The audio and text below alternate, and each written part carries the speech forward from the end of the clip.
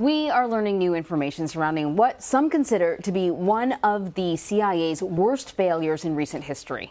The Foreign Policy magazine article entitled "Botched CIA Communication System Helped Blow Cover of Chinese Agents" takes a look at how Chinese authorities were able to infiltrate the CIA's network of secret informants. It also reveals the shocking number of spies who were killed while working in the communist country.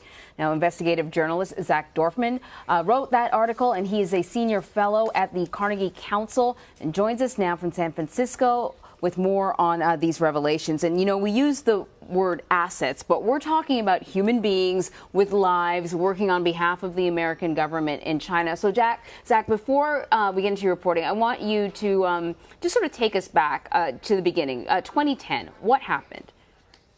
Well, first, thanks so much for having me. And yes, starting in 2010 and 2011, 2012, the CIA began to notice that many of its human assets, as you mentioned, human beings with families and friends and networks, started to disappear.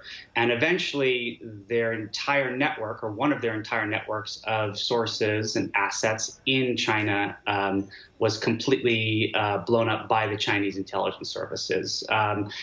Prior reporting stated that the total number of assets killed was over a dozen, according to multiple former U.S. intelligence community officials that I spoke with. That number was closer to 30, if not higher. So explain to our viewers how the Chinese were able to break up the network, how they were able to figure out that there were spies in their midst. Well, there's 2 points, and they're not mutually exclusive. The first was that in conversations with some of these former officials, a word that kept coming up was hubris. And that is that at the time, in 2010, 2011, the CIA was operating in a country with extraordinarily sophisticated surveillance apparatus on the internet. And the covert communication system that they were using to communicate with these human sources was internet-based. So that's the first thing, was this notion that the CIA believed that its system was secure and that the Chinese intelligence services would not be able to break it. That was incorrect. The second point that I was told, and this is the really key one, is that when CIA officers begin communicating with new assets, they use what's known as the transitional covert communication system. And that's set up in order to establish this communication and to ensure over time that the person that the CIA officer is communicating with is, in fact, not a dangle of the Chinese intelligence services. What occurred was the transitional system was architecturally connected back to the main system where CIA officers speak to vetted sources. So what I was told was that the Chinese intelligence services were able to get their hands on the transitional system, and because of this flaw in the architecture, they were able to break into the main system from that. And from there, they were able to map out the entire CIA network in China. But this seems so basic that when you have sort of a network, you try to make sure that it's completely sort of enclosed and not connected to other networks, or else precisely what you're describing can happen. I presume that this system of acquiring assets, cultivating them, they've done this other places in other countries. Is this a new loophole, or just one that was kind of like always there, but only the Chinese figured out how to get into it?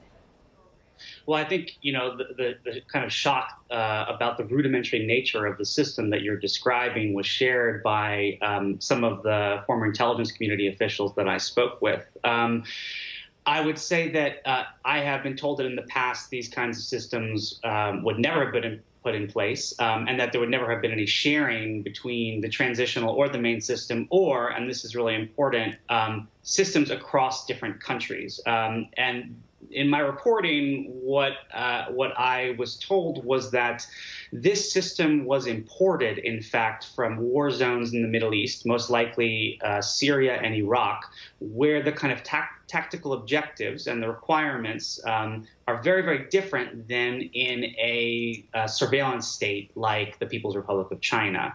And so this was, there was a screw-up of sorts, and a very, very deadly one at that. And there has not been any real adjudication in the public sphere or in the legislature, at least publicly, about what went wrong, why it went wrong, and who might be held responsible for it. Zach, as you know, when the New York Times first reported the story last year, they put the number of CIA assets, people killed by the Chinese government at more than a dozen. I want to know how many through the course of your investigation did you find? And more importantly, just for our audience to understand, when we talk about these agents, these suspected agents, we're not talking about, you know, I think people, when they think of the CIA or they think of MI6 or any of the intelligence agencies, the Mossad, they imagine these spies that are like James Bond type spies. These are just individuals that happen to be gathering information on behalf of the U.S. government that were presumably Chinese and not Americans or British or Israelis or whatever, that were gathering information at the request of the United States, sharing that information, obviously getting paid for it. But we're not talking about like agents, like CIA agents, are we? Not at all. We are talking about just individuals, as you said, almost certainly citizens of the People's Republic of China. And, you know, these could be people in positions of, you know, in the intelligence world, what you want is access and placement. So you could have somebody at State Technical Institute, somebody who works in the office of a party functionary or official or regional governor, something like that. These are not spies in the sense of us thinking of CIA officers, individuals who may be accredited to a diplomatic institution in China and are technically State Department employees, but are in fact CIA operatives. These are Chinese nationals who were passing information back to the CIA for various reasons, one of which you mentioned before was financial remuneration. And when the Chinese broke up this network, they started a dragnet and brought people in, imprisoned people. But what I was told, and this is new this was not previously reported, that eventually all of those individuals were executed. And as you mentioned, the initial death toll was hovering around a dozen. I was told roughly 30, and in some conversations I got a significantly higher total as well. Just out of curiosity, Zach, how long did it take, the Americans to figure out that this was happening? How long were the Chinese, how long did they have access to this system?